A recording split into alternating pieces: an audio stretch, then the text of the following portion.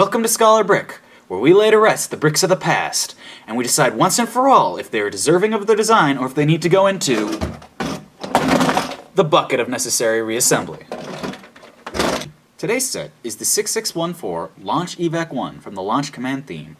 Launch Command was a sub-theme of the LEGO City theme released in 1995 and centered around basically launching of a space shuttle. There was a command center, a shuttle, and a moon buggy. And then there was this, basically an emergency vehicle sent in to help out if anything went wrong. So the Launch Evac 1 is essentially an emergency vehicle. It has a little firefighter in the front. He's got a little water cannon on top of the vehicle. There are storage containers on either side where you can find a little hammer and an axe, and the other side is blank. Don't know why they designed it that way.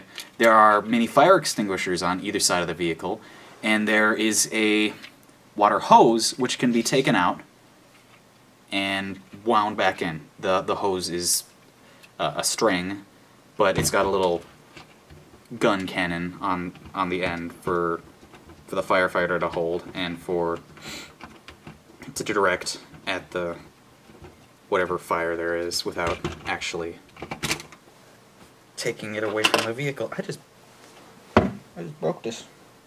Give me a second. Now, the firefighter himself, he looks very nice. He's got a little firefighter hat, he has a mask, and an air tank on the side, everything you think a firefighter would look like. He's not wearing red, but that's not the case. Technically, he's just an emergency worker for the launch if something goes wrong. The vehicle itself doesn't necessarily use any pieces that haven't been used before. It has little decals on the side to signify that it is indeed for the launch and not just a regular fire truck. My main problem with vehicles, especially from the city themes, is that they usually only make it for one person. You put the guy in there, like there are no doors on these vehicles. It's usually a hatch in the top that you have to slam down on the guy's head. See, it's not even fitting anymore. And it doesn't really make sense because this is an emergency vehicle. More than one person is probably going to be needed when an emergency called. You wouldn't call in an emergency and be glad that one person shows up, one person who has crammed himself into a vehicle and then, you know, tries to take care of a fire or an explosion all by himself. So there's that. Also, the vehicle is very narrow,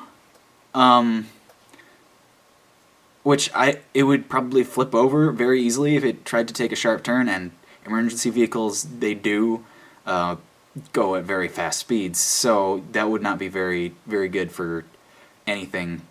There's also, what is up with the amount of water tools? Basically, you have your water cannon on top, you have your fire extinguishers on the side, plus you have the hose coming out the back. So 3 different ways of putting out a fire, and only one guy to use them all. Also, where is the water tank? You could probably assume that it goes in that space where they didn't include anything like tool-wise, but you have to wonder, like, where is all the water coming from if there is both a hose and a cannon on top of it? So that's rather confusing.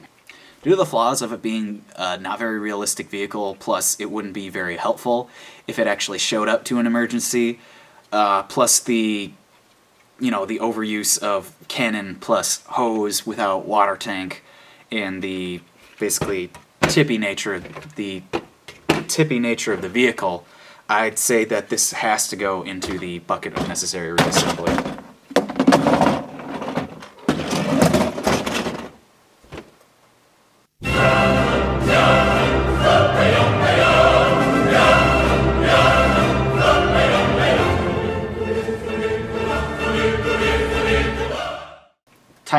There are fire extinguishers on both sides. I don't know why you'd need that in addition to the water cannon. And there's also a hose attachment, basically a gun hose that can be pulled out.